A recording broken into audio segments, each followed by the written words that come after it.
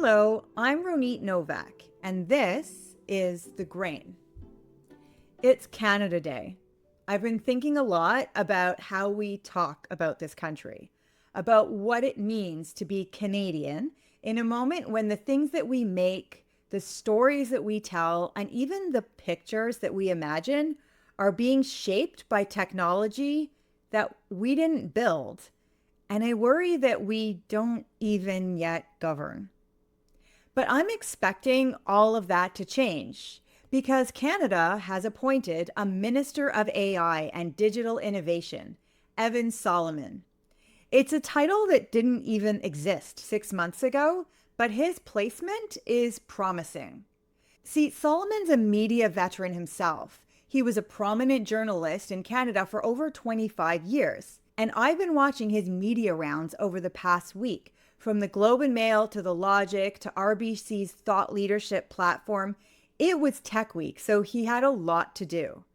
And I've been asking myself the question that I always ask on the Grain podcast. What does this mean for the future of creativity? Because the Grain is about the pleasure and the peril of AI. And on days like today, when the fireworks are going off and the flags are out, I can't help but think about what Canada is actually building and who we're building it for. So at Toronto Tech Week last month, I noticed something. Yes, there were smart people and founders and shiny booths and curious tech investors. But as I attended events and I introduced myself and I introduced the Grain to sow the seeds of some new partnership, it became very clear that there weren't many people like me there. People from the arts, from design, film, music, advertising, from publishing and journalism, from the creative trenches. People who work with stories and images and feeling, driving our cultural identity and contributing meaningfully to industry and Canada's economic growth. And yet, one of the moments that struck me came from Nick Frost. He is co-founder of the Canadian company Cohere and also a singer-songwriter.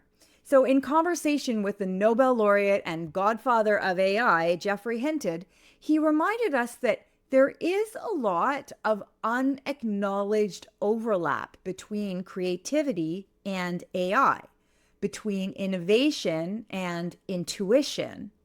It reminded me that many of us are part of this conversation, even if we're not always invited to the table.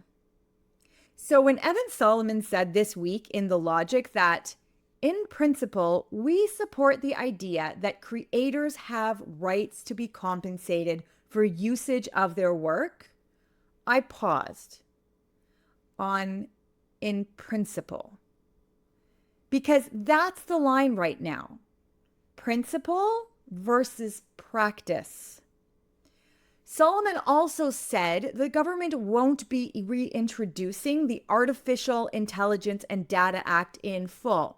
So that was the AI Act proposed in the previous Liberal government, but it was stalled when Parliament was prorogued and we elected a new Prime Minister. So instead, they're now working on a new regulatory framework, one that will include copyright eventually. But he also admitted where that line is still being determined by the courts. So in other words, we don't really know yet. And while we wait, Canadian creatives and media outlets are losing revenue. They're losing visibility and they're losing control of their work in an increasingly automated workplace. So what complicates things even more is the government just rescinded the 3% digital services tax on US tech giants. That just happened a couple days ago, and it was a tax that was originally meant to help fund Canadian creative production through the Online Streaming Act.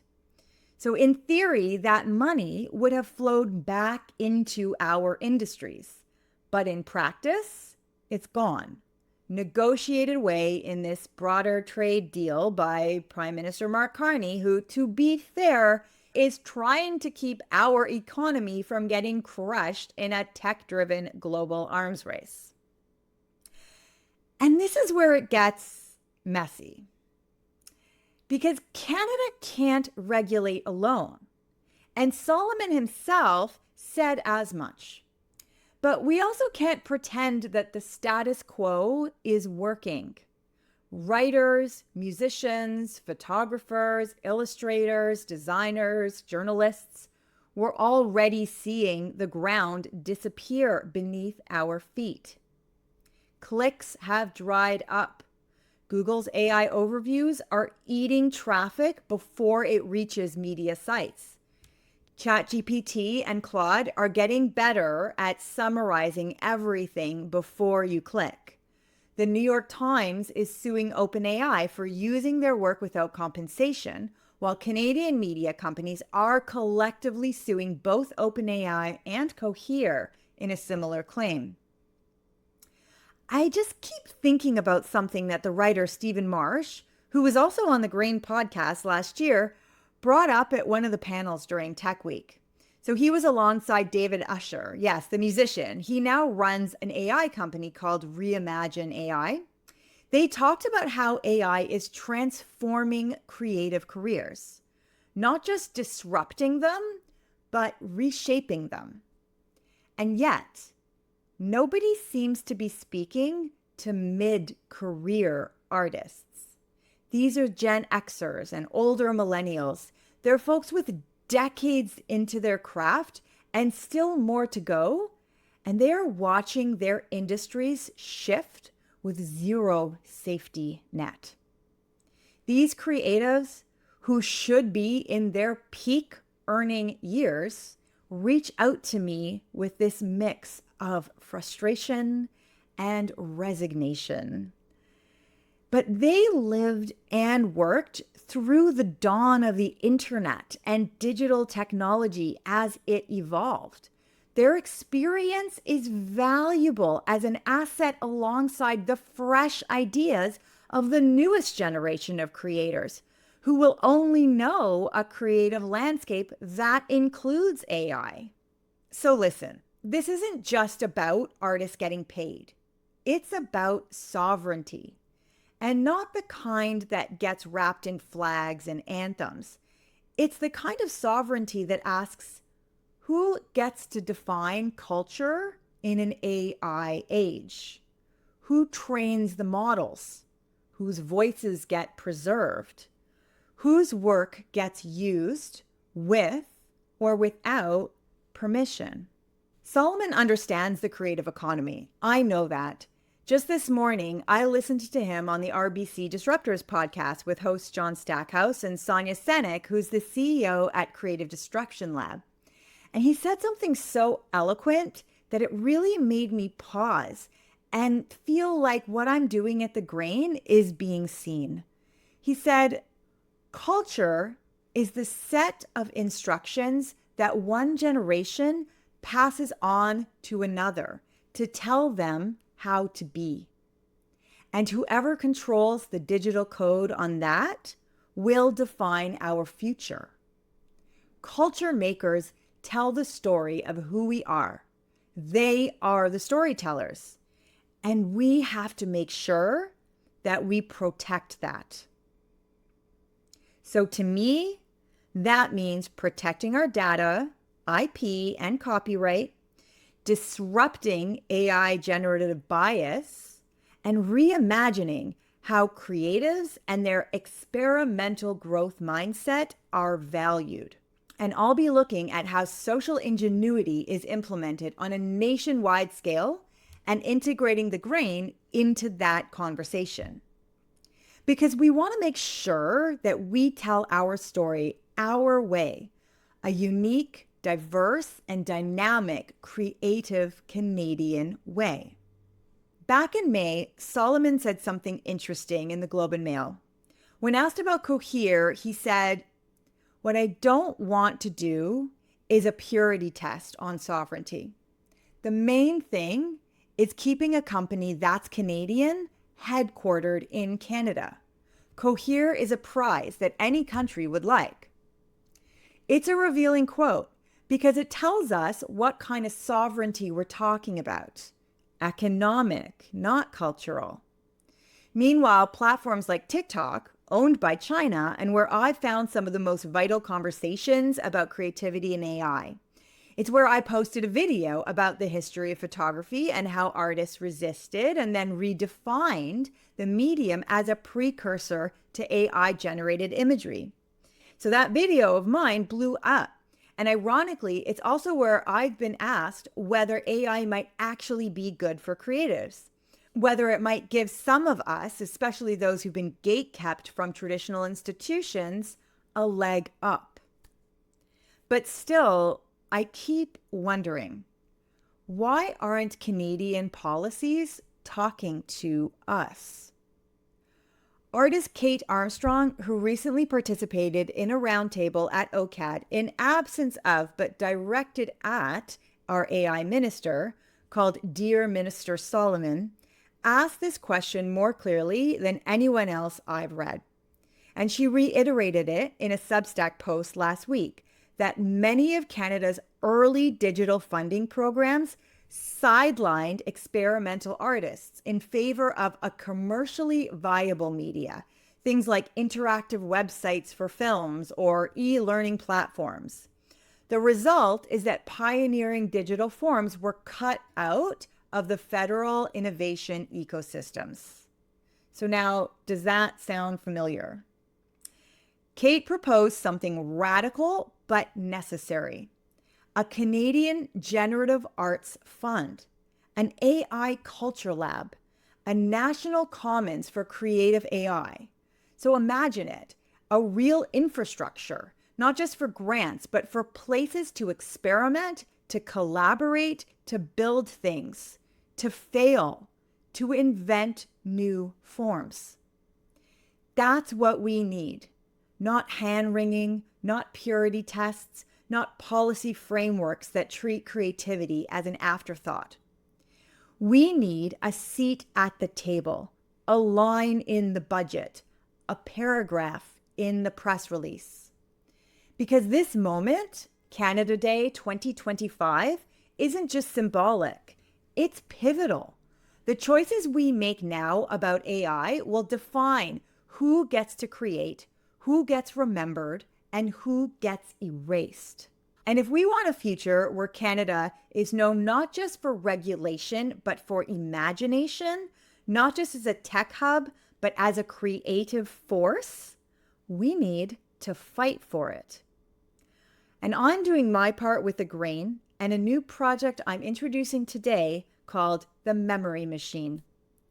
The Memory Machine is an exhibition and speaker series designed specifically for artists and creative industry professionals who feel apprehensive or left behind by AI and who want a space to engage with it meaningfully and collaborate with others, not as a gimmick or as a threat, but as a tool to reimagine a profound personal or collective memory that we can all relate to and generate multimedia work that is evocative, emotional, and genuinely new.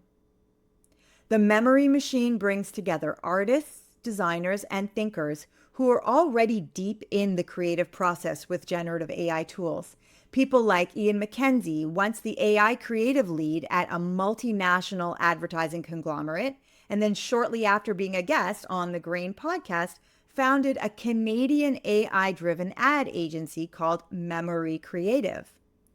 And creative futurist Dre LeBray, the brain behind the Molson Canadian beer fridge that was placed across the country, but only opened when people could sing the Canadian national anthem correctly. Having been on the Grain podcast as well, Dre LeBray founded the Department of Never Been Done Before, a creative agency dedicated to commercial, nonprofit, and arts-driven work using AI innovation. And photographer Christopher Wall, who has barely ever picked up any AI generative tools, but has been very well known to use his Hasselblad medium format film camera. And his portrait of Queen Elizabeth is in the permanent collection at the Art Gallery of Ontario. And he recently published a very gripping photo essay of his travels across Canada in the wake of enormous personal tragedy. Others are being added to this list with thought towards diversity of background and ideas, some versed and averse to AI, to share their work, their challenges, and their methods. The Memory Machine is a collaborative community, not just an exhibition. It's a place where new and seasoned creators can learn, explore, and push the boundaries of their practice and AI technology. And I'm thrilled to say that the project is already supported by OpenAI, Westside Studio, SJC Media, which is home to Toronto Life, and Maclean's, which is a brand that recently reconnected with its own patriotic roots through its True North Strong Free rebrand. So on this Canada Day, I want to use this episode to officially introduce the Memory Machine and invite you in. Head to thegrain.ai/theMemoryMachine to learn more. If you're an artist, a policymaker, a cultural worker, a technologist, a sponsor, if you care about how memory and identity are being shaped in an AI-saturated world, I'd love to hear from you. Contact me at ronit@thegrain.ai. We need collaborators, co-conspirators, and curious minds. We need imagination. We need infrastructure. Because this moment, Canada Day 2025, isn't just symbolic, it's pivotal. The choices we make now about AI will define who gets to create, who gets remembered, and who gets erased. And if we want a future where Canada is known not just for regulation, but for imagination, not just as a tech hub, but as a creative force that contributes meaningfully to Canada's economic growth, we need to build it. Not with fireworks, but with vision. Thank you, and happy Canada Day. If you enjoyed this podcast, please like, subscribe, share, and leave a comment. It really helps The Grain grow, reaching more creatives across the globe and inviting them to join the conversation. To learn more about The Grain, head to thegrain.ai, and to reach me directly, please send an email to Ronit, that's RONIT, @thegrain.ai. Because we need to start talking about the pleasure and the peril of AI and the future of creativity. And we need to do it now.